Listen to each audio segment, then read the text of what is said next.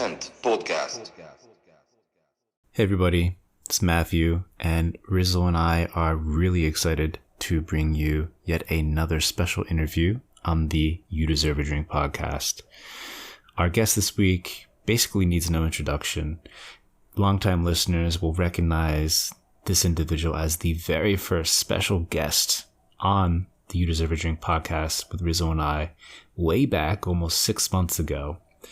They are the co-founder and CTO of TryRoll. Of course, we're speaking with Mr. Sid Kalla, and we get into it. First of all, we look back on the time that's elapsed since our previous segment, and of course, we talk about TryRoll. Well, Rizzle repeatedly talks about TryRoll throughout this episode since he's the latest high-profile candidate to have his own social currency rolled for him from TryRoll. And Sid fired some shots pretty strongly at the DeFi community, saying that they're not going to be the bridge to mainstream adoption, but rather TryRoll will be. As you can expect, this is a really fun conversation. So, without further ado, I hope that you all enjoy the conversation that Rizzle and I had with Sid Kalla, CTO and co-founder of TryRoll. Okay, we're live. This is Matthew, and I'm back with Rizzle for another special interview on the You Deserve a Drink podcast. This week, we have a very special VIP repeat guest on the show. If you listen to the retrospective episode that Rizzle and I recorded last week, you'll know who it is. It's none other than the king of social currency, Mr. Sid Kalla. Welcome back to the show, Sid. Hey, thanks, Matthew. I'm really glad to be back. I think this is the first time I'm doing a second update of a podcast on social money. So pretty excited to chat. Yeah, very honored to have you. So I know most of the people listening will know who you are and will know about TryRoll. But for the folks that are just joining us, tell us a quick intro of yourself and elevator pitch of what TryRoll is. Yes, I'm the co-founder and CTO of Roll, and what we do at Roll is we build infrastructure for social money, and what we mean by kind of social money in a very broader philosophical sense is it's a way for communities, especially online communities, to own the value that they generate online, as opposed to the platforms capturing most of the value. So for us, it's a natural transition from the category of user-generated content that we've seen explode in the past 10, 15 years into this new category of user-generated currency, where communities can then own the economics that they generate on the web. So that's a high-level idea behind social money. Sid, 10,000 crypto years ago, we had you on our podcast as one of our first special guests, I think the first special guest on our podcast. And we were joking last week how we were all sort of like little potted crypto plants that have grown up in this space very, very rapidly. And seriously, man, I mean, you guys were just sort of starting out. We were just sort of pivoting on this thing. And it wasn't that long ago. But at the same time, like I said, in crypto years, it was a very long time ago.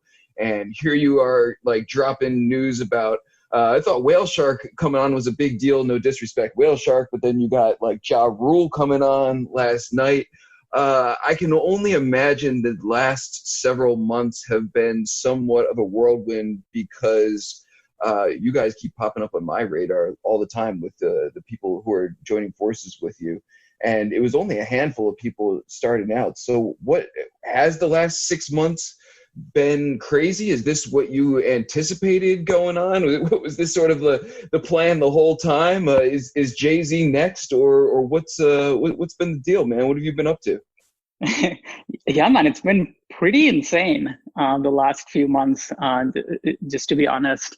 So when we started out, as you know, like we found a pretty strong like product market fit with the crypto art community. That has a big overlap with Cent, and those people still do pretty well, and we want to build out for that. But when we started Roll, we were always also partly interested in mainstream adoption of crypto, right? Just like a lot of other people are. And that's really exciting to us. We don't think it's, for example, DeFi, which is a much smaller aspect of crypto. We think like social money has a really good and a realistic shot at bringing crypto more mainstream, just because you don't have to start over from scratch. These communities, a lot of the communities that we are working with are people who already have those communities elsewhere. So our job is really to bring social money to those communities. So really, like the way we have. So maybe a bit more context on what we were doing, right? So when we started off, like our first job was to prove that social money is useful. And we'd seen really like prove that out with the crypto artists. So take like Connie Digital, for example. Like really pioneered a lot of the Hue use cases. Skeeny with Skull done some similar things. So once we had that figured out, like what we were really interested was like, how do we, where do we position ourselves to best bring value to these communities? And we really think that role should be, it's pretty early in the social money scene. So we think like role is best served by being the infrastructure layer of the whole social money category. And this I guess the TryRoll announcement is kind of a similar vein in that, because what's most exciting to us with this announcement is obviously we're very excited to have him on the platform, but even more exciting is he has his talent booking agency Icon. I think it's going to be announced pretty soon, but it's iconn.me if you want to check it out. And what you can think of is like social money can seamlessly wrap around his platform. And that's going to happen through the APIs that we have developed and are still in the process of developing. So you can think the process of like issuance and usage of social money like happening natively on these platforms. And that's really exciting to us, because we will never be able to build a talent booking agency, or we will never be able to build a real like a social media company. But we think that the next generation of these platforms will natively integrate social money. And that's kind of exciting for us. Can you play it out for me in real time? Like I get some Jacoin or whatever. Do you know what he's calling it? No, not yet. We'll figure that out. But yeah, so very quickly it can be, but even think of it before that, right? Like how did Jacoin come into existence? Like in TryRoll's case, it's probably going to come into existence on Roll. But think of, the 10th hip hop artist that comes on the platform, or the 100th artist, right? They may not even know about TryRoll.com. They may know about, hey, Icon is a platform that I know and trust. And there is this interesting thing called, hey, do you want your own social money? And I'm intrigued. I'm like, what is this? And then you click that and you're still on the Icon site, right? And then you say like, you read about it and you see perhaps like how Ja has been using this. And you say, oh, this is pretty cool. I think I can do this too. And it's valuable to me and my community. And, you click like, yeah, apply for my own social money. And perhaps you fill out some form and that's it. You don't think about it. And a couple of days later, you get an email from Icon that says, hey, your social money was approved. These are some ways in which you can use it on Icon. But hey, there is no limitation, right? That's the whole beauty of building on Ethereum. That same social money can live on Discord, on your Twitter, on any other platforms that you use. And also then be able to transfer to Ethereum and kind of just connect seamlessly to Web3. So that's the world we want to build in the next 6 months or so. Is this like I read the article, TryRoll claims he's been like, checking out social money and blockchain from the background, but, I'm like, he's got to say that. But at the same time, I'm like, is this the first like foray of non-crypto native people like really coming into this space, or is him or his or Icon a little bit more crypto native than I'm giving them credit for? Or like how did this all come about? Did TryRoll just like hit you up one day and was like, yo, I want in, or what happened? Yeah, that's a good question. So he's kind of been in our orbit, like someone we have kind of been in our world for several years now. And as we were really growing our audience and just growing our core values and philosophies, we kind of reached out to everyone who was within our network. And these are the kinds of people that we are also able to get. So we do have, I think we talked about this last time, like a pretty good set of investors, which we quite like too. So people like Gary Vaynerchuk, Spencer Dinwiddie, who are pretty well connected. So we did have, we were able to reach out to a few of the more mainstream folks. And yeah, like pitch them all about, what we're doing and what the vision and role is. And yeah, when we usually do that, like the vision stuff, it always like resonates with some people, even if they're not crypto native, right? Just this idea that, you can own the value you generate online. You can reward your community in very unique ways with like a currency that belongs to you and is branded with your brand. That's pretty appealing to like very traditional creators too, even without the crypto and Web3 component.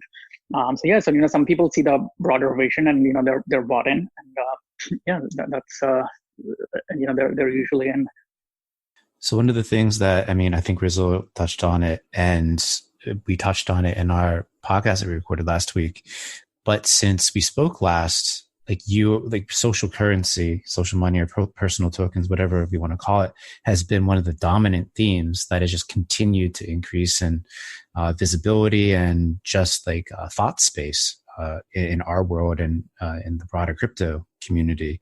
And I'm just wondering, I know you probably can't disclose too much, but if you could hit us with any like growth numbers over like the last like certain period, I think that'd be really interesting, either from the product side, also on the team side, just to give a sense of to folks of really how much things have changed since we spoke last. Yeah, it's a good point. So one of the things, just because we're very early in the space, so there are like two very broad things that we track. One is the issuer growth. So meaning how many people have issued their own social money. Because what that lets us do is really understand like who sees the broader vision and what kinds of experiments we can run. Just because at the end of the day, a lot of this, a lot of what we're doing is also experimentation, because Roll gives you a lot of the tools to do things. But ultimately it's kind of up to individuals and communities on how best they want to use it. So things like crowdfunding and things that what like people like Alex and Kerman are doing, that's very interesting and let's say like very different from what someone like a Connie and Skeeny are doing. So that's one thing that we do track pretty closely. The other thing we track is kind of very broadly what we call activations. But you can just think of this as the number of times social money has been earned, spent, or sent on Roll and on Ethereum. So both of those numbers are pretty healthy. So issuer growth has kind of been approximately 10% week on week growth, more or less since we launched. I think it's been a little higher more recently. Like part of that is also our onboarding process is a bit clumsy right now. So you'll have to, you need to fill out a type form, then, we'll reach out to you manually. And, we'll ask about how you want to receive social money and what you plan to do with it. And then issue, kind of like make a decision, just, at a founder level and decide who is issuing on Roll. Just because we want to keep the first few, like a few hundred issuers or so, like pretty close, and just make sure that's being used the right way and not just in a speculative way, for example. And yeah, so I think like that just slows the process down. But you can imagine, in the future, there being a more seamless onboarding process for people to issue their own social money on Roll. And then in terms of activations, like for the amount earned or times earned, spent, and sent, is there any insight there? Yes, it's about at a similar growth. So right now, that's another thing that we think is a low hanging fruit for us. Because one thing that we really see kind of accelerating some of the the number of times people are interacting with social money is simply by the tools that we will build natively on platforms. So this is something that you will probably see on like the Roll Discord, for example. There's a third-party tip bot, but Roll will build some first-party bots for different platforms, not just Discord. So you can think like a Twitch bot for Roll and like a Twitter bot for Roll, where you can like tweet social money out to someone. So we think like those types of like more social and more visible actions will make people like send social money even more. So we think we can kind of accelerate those numbers on the activation side as well. Dude, definitely. Given the people the capability to do that seems like, yeah, like you said, very low hanging fruit. And it seemed like when you guys came out of the gate, that was the dominant way that people were using social currencies and their platform on Roll. But I know, like, since we collectively talked last, there's been sort of like a second wave of people who have gotten involved in social currencies and started doing some very different things with it than what like the sort of pioneers had started off doing. And I'd just be interested in hearing, for those people who haven't been like keeping super close tabs on Roll and some of the different experiments people have been doing with the currency, is there anything that's like really stuck out to you that was like a different use case or a different application that you saw coming? Yeah, there's some super interesting use cases. Now, but quickly touching upon your earlier comment on the tool side, so I think things like Discord bot and like first party bots are pretty important in our view. But we also have the earn codes, which are pretty convenient.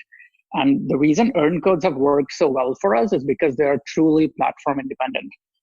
Anywhere you can send a message, you can send an earn code. So that means, you can embed that on your newsletter, you can put it on your blog, you can email it out to people, you can send, put it on Twitter or Discord, whatever. So that has worked well for us just as a tool across all platforms, even though it has, several limitations. But yeah, we think like kind of building something more native to platforms will just increase that engagement more. So yeah, back to your question on the uses of social money that we have seen. So several ways to think about this, right? So so think of like when we started with with people like Connie, for example. It was a very so how you earned Hugh was you did some actions that Connie found valuable, right? Let's say it's a treasure hunt on crypto voxels, or subscribing to his newsletter, or many of the other actions that he has created. So you can almost think of that like a superpower that you can use to supercharge your KPIs and your community engagement. And then on the redeem side, you can always have things like for my art, for example. That's like a quick low hanging fruit. Some other things that we had seen was like, hey, just sponsor my Discord, or like a newsletter, or like a quick shout out. So these are all like pretty awesome use cases for a lot of people. So it kind of transcends beyond just crypto art. But one other thing that we have really seen over the last few months is just this idea of access becoming real. So what social money lets you do is, and one thing I'm sure like you guys have probably seen this like in your world too, is that it really surfaces your top fans. That's your top fans, your top collectors. And we saw this behavior with traditional creators as well. So we have Laurel, for example, who was actually the first issuer on Roll. And she's as far away from crypto as you can imagine. So she has never held Bitcoin or Ether in her life. She's an ASMR artist, this online genre of kind of whispering in your microphone and giving tingling sensations in your spine. And she's completely on Instagram, TikTok, like that's her world, right? But she's also on Patreon, which is a lot of her fans support her. And we see this engagement all the time, right? Like the people who hold tingles are the most tingles are all her Patreon supporters. So in a way, like social money like really helps you curate your top fans. And one thing we're experimenting with really right now is just this idea of access. So you can think of say a Telegram bot that actually checks before you join the channel. Hey, do you have enough social money? So let's say like 1,000 Alex in our case, Alex Masmej, who was an entrepreneur in the space, built in many projects, was an early member of Moloch DAO, built Rocket NFT, and very recently I think the yield farming Twitter handle as well. And so for someone like that, you can say like, hey, if you have 1,000 Alex, you can join this chat group. And so that level of access is something that we're experimenting with. And what happened with Alex and Kerman, very interestingly, was also around like a rewards-based crowdfunding. So that was a very interesting use case we hadn't fully explored before and hadn't really seen in the art space. So they raised a small amount, so like 20,000 for Alex, about 25,000 for Kerman.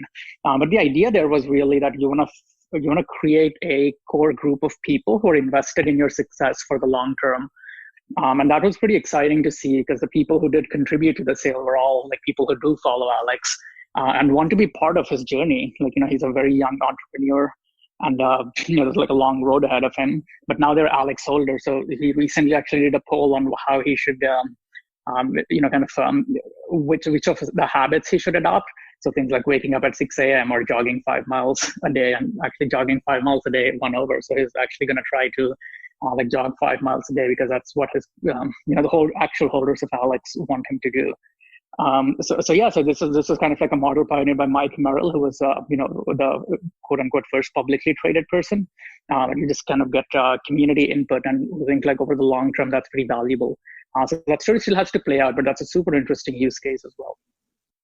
Dude, that is really interesting. I know other people have done certain things like that. I'd like to pay the premium to like get access to Alex's Fitbit information, like on the back end of things, make sure he's like actually running 5 miles. Yeah, actually he did promise he'll do that.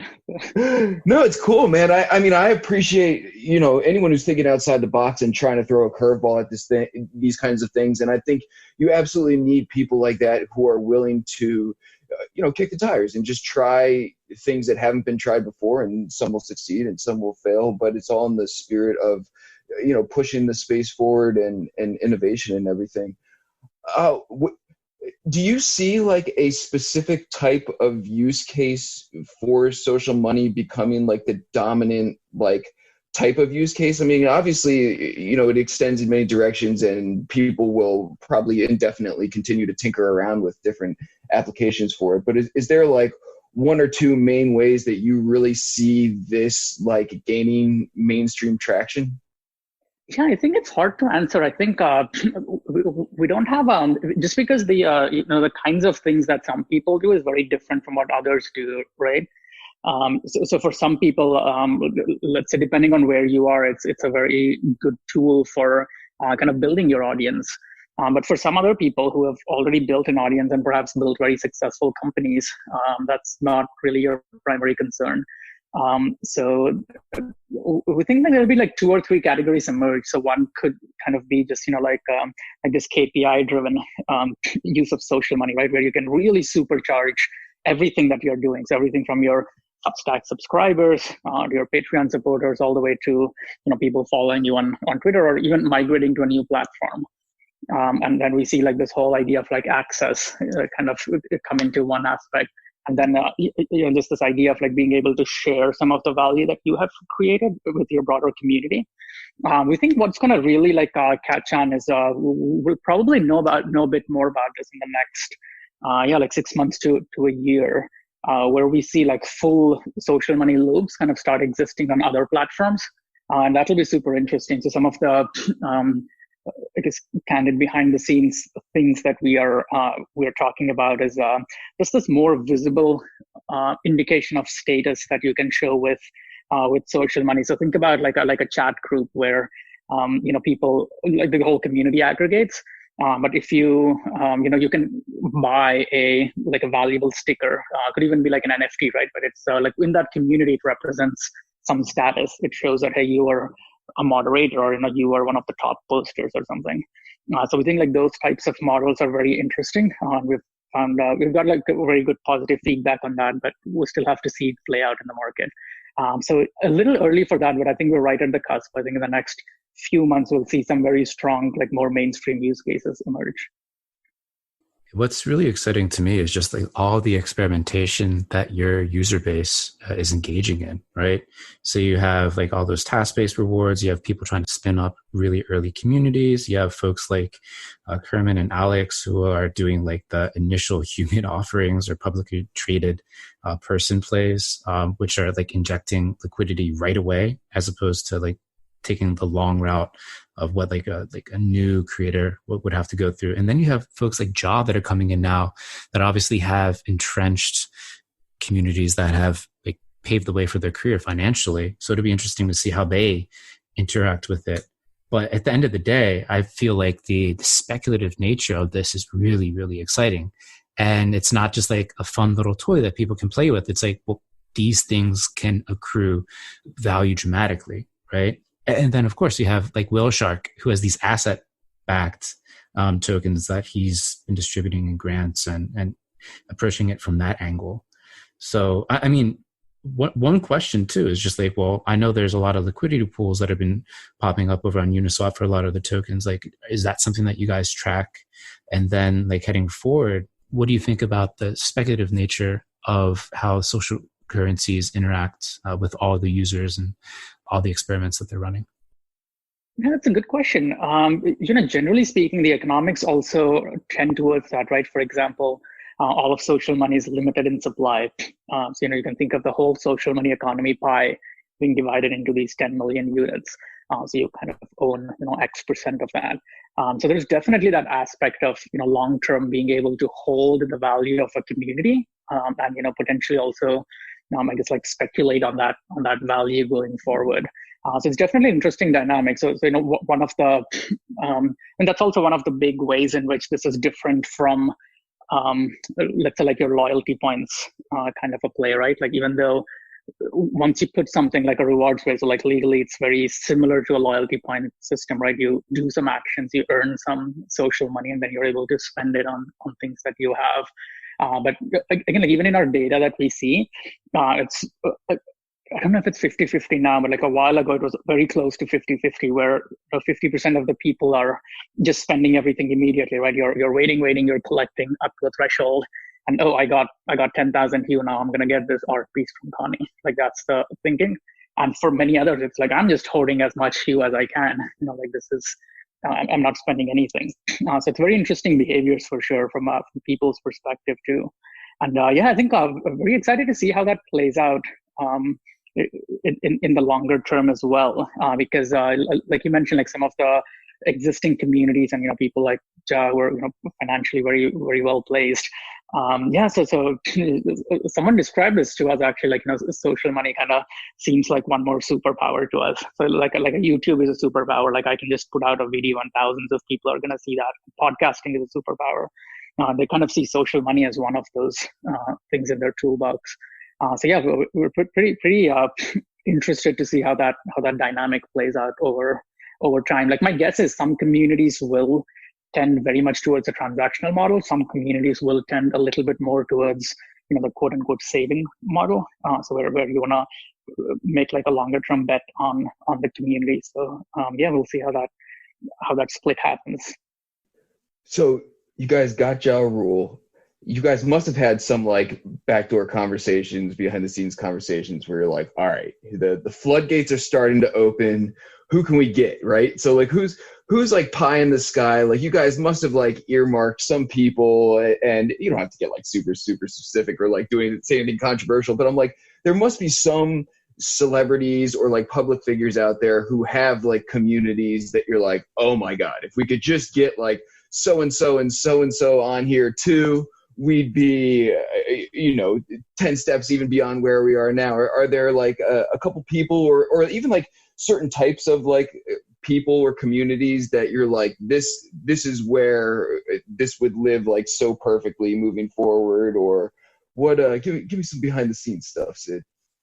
Man, that's a fair question. So I don't have specific people, but I'll tell you like the types of people we want, right? And where we see a lot of promise. So one thing we want to be very aware of is because there's a speculative aspect to crypto, it does tend to attract some people who are only interested in the speculative aspect, like how can I quickly make money kind of thing. And we saw some of this, during the ICO boom in 2017 as well. We want to stay away from that. We don't think that's good for us, our brand, or even like their communities. And it's also just not the right kind of behavior we want to incentivize. So people who are really exciting to us is people who actually understand the long-term vision for what we are doing. And what that really lets them do is kind of play the long game, right? Like kind of, we are we are a startup as well. We're in early stages of building. So people who can grow with us, like that's the dream. So the dream is not to get someone who's as famous as possible. Because what's inevitably going to happen is with a lot of those people, like, even if we convince them somehow, like, hey, you just need to get on this platform because look at everything else they're doing, they're going to jump on, they're going to play around with it for a couple of days and then just leave. And, that's not really useful. It gets you that news hype cycle, which is great, but I don't think it provides that much longer term value. So someone like Ja is super interesting, right? Because he does see that long-term vision. He does want to work with us and kind of play this out for the long term. and he does want to see that integrated into like his own platform, kind of like help bring other artists on and run experiments there and see what works. So at the stage that we are at, I think that's the right play for us, and those are the kinds of people and communities that we would love to bring on board. I think over the past couple of weeks, I've seen, I think it's mainly been Bradley tweeting these out, but what appear to be like VC coins, like ABC, like $ ABC, and then maybe like William Magyar hopped on. I'm curious, from like more traditional investor circles, from their perspective, what is the most interesting or intriguing part about what's happening in this space? Yeah, so I think the way to think about that is like we're building a new category. And there's just the idea of like social money and the idea of social capital being being fungible and kind of, I mean, if you think of it as a very broad perspective, it's you're basically turning a cultural primitive, which is your social capital and the community that you've built around that, into a digital and financial primitive. So that long-term vision is very appealing because like if that succeeds, that's over 20 years, and Roll's just going to play a small part of this. But we think that the whole category of user-generated currency is going to be in the multi-trillions of dollars. And we just want to position, we see that world, we see that vision, and some of the VCs see that too. And some people are experimenting with it. People who have some content plays, like some blogs, like other ways to just reward community. So yeah, pretty excited to see some of that interest as well. Do you anticipate getting to a point where it's like almost unsustainable to allow anyone to create their own social currency? Like, are you eventually going to have to like submit an application and become like whitelisted or something like that? Or is the idea to continue to keep this like accessible to everybody? Yeah, that's a great question actually. So can maybe give some insight into our roadmap. So one of the things that we want to do, so right now, if you look at Roll, like there are different layers of decentralization and like some levels of centralization too, right? So if you look at the full stack, so the smart contracts are all on Ethereum, so that's completely decentralized. All of the coins that are created, so all the ERC20s that you see are completely decentralized. And I know this is a bit, some of the like the DeFi projects, for example, like have things like admin keys into some of the tokens that they create. Like we actually don't have that. So once Hue is out there, so for example, if you ask us like, put a gun to our head and say like, hey, can you accelerate the vesting of Hue? Like we literally cannot do that. We don't have the keys to do that. So in that way, it's like we do believe, pretty fiercely about the community and the creators being in charge. But at the same time, once you're talking about like mass adoption, so we do things like a custodial wallet on Roll. So that's how we're able to create earn codes. That's how we're able to, like seamlessly send, one Hue or 0.1 skull to people on Roll without paying like, pretty high levels of gas fees and just the general expenses with the blockchain, right? But in the whole cycle of just like creating your own social money, the most centralizing piece is basically the decision that Bradley and I make on like, hey, is this person, like, should we issue for them? Sometimes it's a little early for us, but it's a very, we do our research and say like, hey, maybe this person will be a good creator on Roll, or maybe this is not the right time. But that decision is again like controlled by like a multi-sig address on the back end. But that decision is still centralized. It's basically, as I mentioned, like Bradley and me making that decision. We want to give that decision power like back to the community. So one of the things that you will see come out like in like a V2 of our smart contract, so you can think of it as like an underlying protocol token, whose job will be to do a lot of these changes, kind of make decisions on which proposals to accept for social money and which ones to reject. And also like any changes to the monetary and economic policies. So that requires like a smart contract upgrade. So right now we do have the power to, we can't change any existing ones that are minted, but going forward, let's say, if you want to, mint a Rizzle token, like we can theoretically like swap our existing factory contract with something that has, let's say, like a limit of 20 million, so 10 million. And those types of like smart contract upgrades, or like change the vesting period and so on. So those kinds of upgrades also, like we want to kind of give that back to the community. And the other appealing thing about that token is just going to be, like we do take like some percentage of the fees that's at issuance. We think like we can kind of distribute that to the holders of the underlying protocol token, and also kind of like then just play into like a platform referral side. So let's say like if the minting happens on one platform, they can get like 1% of the supply issue. So then our incentives are aligned. So like lots of things that we're thinking about in terms of what that V2 looks like. And really excited about kind of seeing some of the other experiments in the space play out as well. We just think we can kind of do it in a better way. So that's probably like a few months to a year probably out, but we're having some serious thinking around those. It's really exciting, like talking about the new smart contracts and how the community will have more of a say in determining the direction and who like maybe gets whitelisted to get their own tokens and things like that. It's awesome. So happy to hear that. But as you've been growing and having more attention thrown to the project and the users who are experimenting with it, I know there's been some, I don't want to say criticism, but people have definitely been asking tougher questions as time has gone by, which is always good to see. I think particularly with like the crowdfunding aspect, like with Alex and Kerman in particular, a lot of people are asking about like, well, it seems like a security. I know there's utility and things like that baked into that. How is this not infringing on some security law somewhere or something like that? And then also just like questioning maybe the ethics behind it or just the accountability. Like if anyone just kind of reneges on what their promise is, like, yeah, there's a lot of bag holders that could potentially be stuck. It's a black eye for that community, but potentially it could all roll back onto Roll. So, there's a lot of questions that people are asking. In your opinion, what are some of the toughest questions to respond? Yeah, so when we adopt, so even within the crowdfunding realm, that was pretty new for us. As you know, we have about, I think right now we have about like 170 or so issuers, and literally like 2 of them had, done the crowdfunding. We think it's like a great experiment to run, but it's just so different from, I think some of the things that people think about, and I can understand like why they think about that, just because the crypto space has been very speculative in the past, and people have been burned. So I can't like blame them for thinking about those things. But at the end of the day, the people who are like, this is not like remotely advertised as like hey, kind of like an investment scheme or something, right? Like even if you look at like Alex or Kerman say, like the thing that you always see the first thing is like, hey, these are the rewards you can do. So, like Alex will hop on a call with you and explain DeFi to you.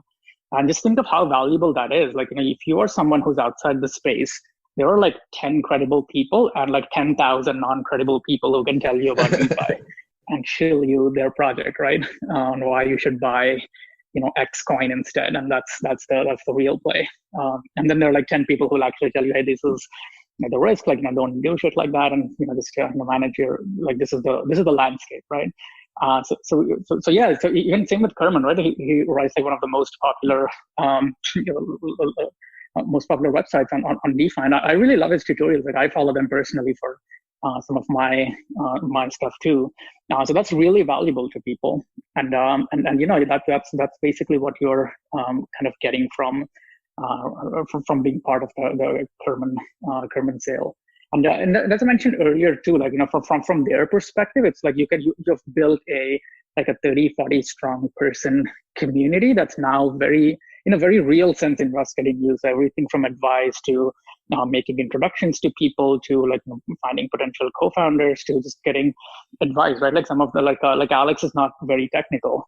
Like if he wants like a technical voice, like there are people in his community who hold Alex who he can reach out to. And that's a very powerful resource. Like I sometimes wish like I had that resource. I was kind of building up my career. So I think like in that sense, it's very, it is very powerful. And yeah, so I think, I think end of the day, it's very much more similar to like a rewards-based crowdfunding. And all the people who have, I guess like contributed, again, like we have the data, like we see who is contributing what, like they're all like pretty close to, to people like Alex and Kerman. Yeah, that's you, man. I honestly haven't followed their specific projects enough to like really, really weigh in on like the, pros and cons of those arguments. I know that has been like a thing. probably just like anyone who ventures into uncharted territory and everything is going to catch some sort of backlash or whatever. But honestly, man, and you could even edit this part out, I don't feel like I know like enough specifically about those situations to like contribute a whole lot to that discussion, even though I know it's like a discussion that has been ongoing that I've been sort of catching snippets of for months now. Yeah. I mean, I feel like there's a lot of people that are coming from like traditional finance or law, and they're trying to, I mean, they have a very conservative view, but at the end of the day, and I think this is coming from Alex in one of his rebuttals, they're talking about what in the grand scheme of things are relatively trivial sums, but carry outsized impact for especially like early young entrepreneurs in the space who, I mean, having, of course, like liquidity to do, to make moves is really important. But I think what Sid was talking about, like, shoring up your community that early on is an incredible value in and of itself. And the fact that, again, like it's not just the liquidity play, it's the way it's a very, very strong reward incentive for the people that are like quote unquote investing in Alex in particular. He's the one I follow more than, for example, Kerman, who I know much less about. So I feel like there's definitely arguments on both sides, but like this is a really useful mechanism for folks that maybe lie outside of the traditional legal financial circles because they're so new, young, and lack capital themselves to really do anything. So it's an interesting vehicle in that front. And I mean, you can't hate the experiment because the experiment's potentially very interesting, not just for two people, but for like hundreds, thousands of people. And as we're seeing with Alex, like getting a lot of notoriety, being featured in Forbes and things like that for this experiment. So it's going to inspire other people to try something similar. And we'll see if it actually is an issue down the line. But I don't feel like there's any real reason to kind of like kill the experiment before we even see like what the actual lasting impact is. So, I mean, that's my personal take. I'm very curious to see where it's going, but it's interesting to hear both sides of the argument. No, I feel like it's really interesting. Anytime, I mean, all three of us can probably identify with this sentiment. Like whenever you put something out there that you know is a really cool concept, but you don't know fully how people are going to utilize it or respond to it or spin it in their own way.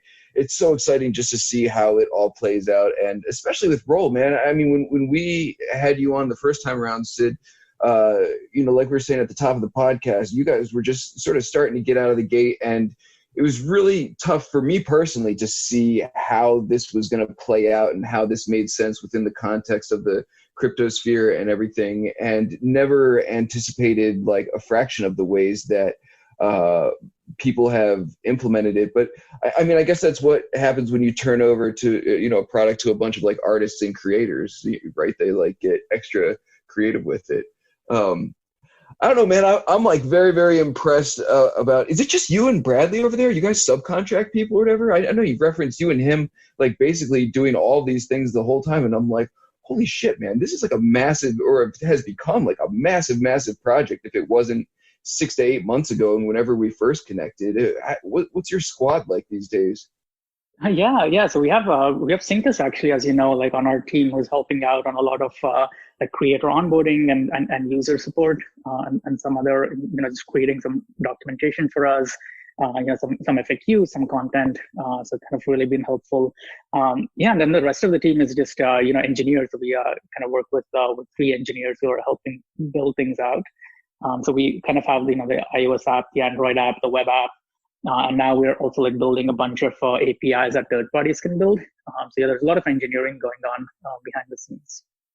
I figured there must be a lot going on behind the scenes. It's the scope of your project has just gotten so huge.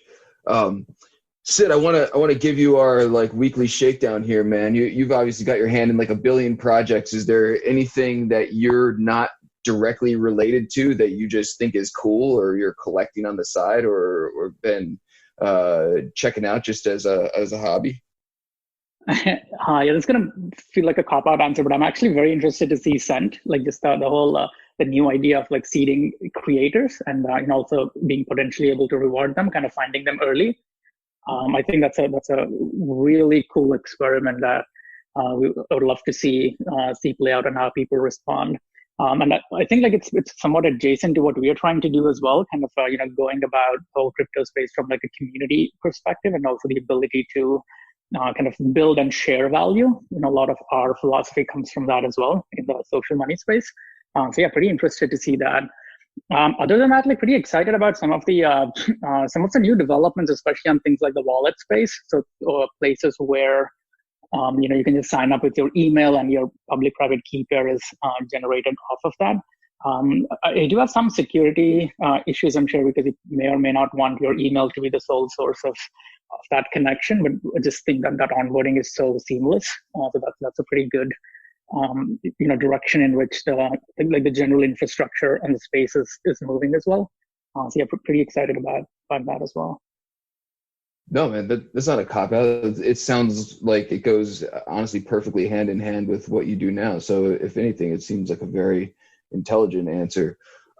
Yeah, so even things like, when you look at the space, like generally the crypto space, and, don't get me wrong, like I love all the DeFi stuff too that's happening. But, that money is moving between, the same 1,000 people.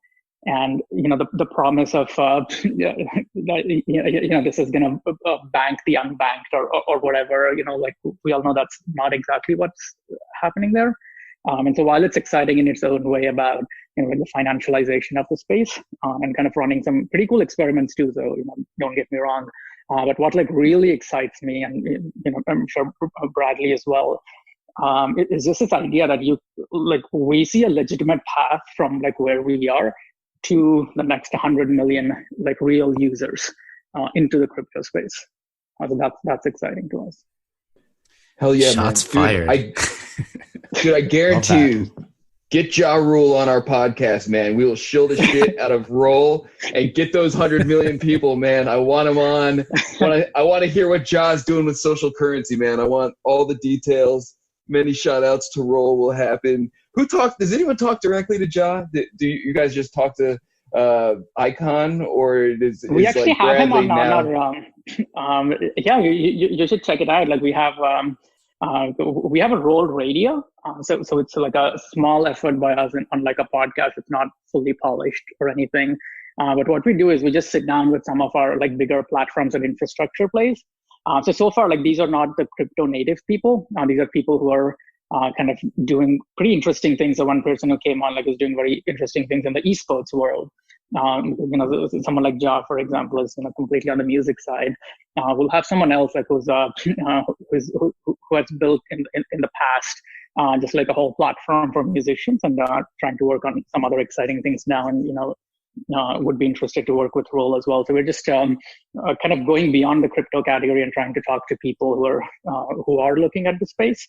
So yeah, like Bradley and Alex and Ja actually had a whole conversation.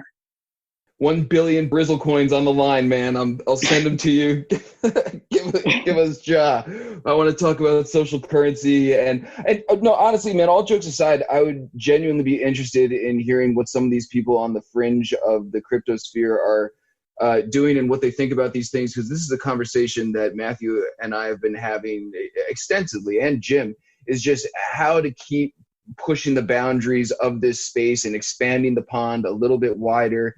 And you guys are, have the same broad vision that we do in the sense of just like continuing to pull people in who like the ideas of what we're doing, but aren't necessarily, totally competent on the crypto end of things. So seriously, man, all jokes aside, if you're in contact with some of these people and they'd be interested in talking to us, we'd love to have some behind the scenes conversations with you to see what we can come up with, because we all collectively need those people in our space to continue to spread the word. Yeah, absolutely, man. I think we'll really love some of the the new whip meetups and new formats in the metaverse that you guys are experimenting with as well. I think that's pretty exciting. And let's stay in touch offline for sure. I think there'll be a lot of overlap with some of our issuers and creators and some of the conversations we are having with what you guys are doing. That's awesome. And I'm so excited to see a project like yours forge ahead, pioneering totally new category. And like, I feel like we're all kind of doing that in our own way. And it's really awesome that the vectors for collaboration, I think, are beginning to show themselves. Like you said, like Cent is definitely adjacent to what Roll is doing, but I feel like there's a lot of potential synergies of like collaborating together. And then the same thing over with Token Smart NFT 42 with the whip. There's very different advantages and strengths that each of these projects brings to the table that I feel like in the not so distant future, there's going to be some really interesting collaborations. But before we wrap up, Sid, I just want to make sure, I know we talked about TryRoll Radio. Are there any other channels or Discords or sites that you want to leave the folks with that they should check out? No, so we just opened up we just entered into an open beta, so you actually don't need an earn link to join Roll. So yeah, if you can just go to app.tryroll.com, you can sign up now. We're generally always welcome any user feedback. But same thing on Twitter, you can check it out at TryRoll HQ. And if you go to tryroll.com, you'll find our Discord link as well. We're pretty active there. So any of those avenues work. Well, thank you very much for taking the time to join us on our show. Once again, it really was a pleasure to be able to talk with you about all the progress and all the cool shit and Ja Rule related announcements that have been going on at Roll. So thank you very much and keep on creating, man.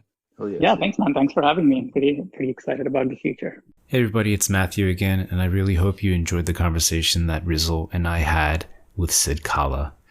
As always, if you're not subscribed to this podcast, make sure you subscribe wherever you listen. And if any of you guys are listening to this in the Token Smart Discord with Easy, thank you all for listening. That's so cool that you guys are doing this. These live listening parties are super dope. And special thank you to Easy for getting these things together. If you guys can spread this interview anywhere on the interwebs, it'd be greatly appreciated. For sure, we'll throw you some whale for your troubles. And if you guys have any suggestions who you want us to talk with next, make sure you let us know. But we're really excited in the next few weeks to be able to speak with V from Lendroid, as well as Maddie, aka DCL Blogger, amongst some other interviews we have lined up. So look out for that. And with that, I'll see you on the flip side. Sent on.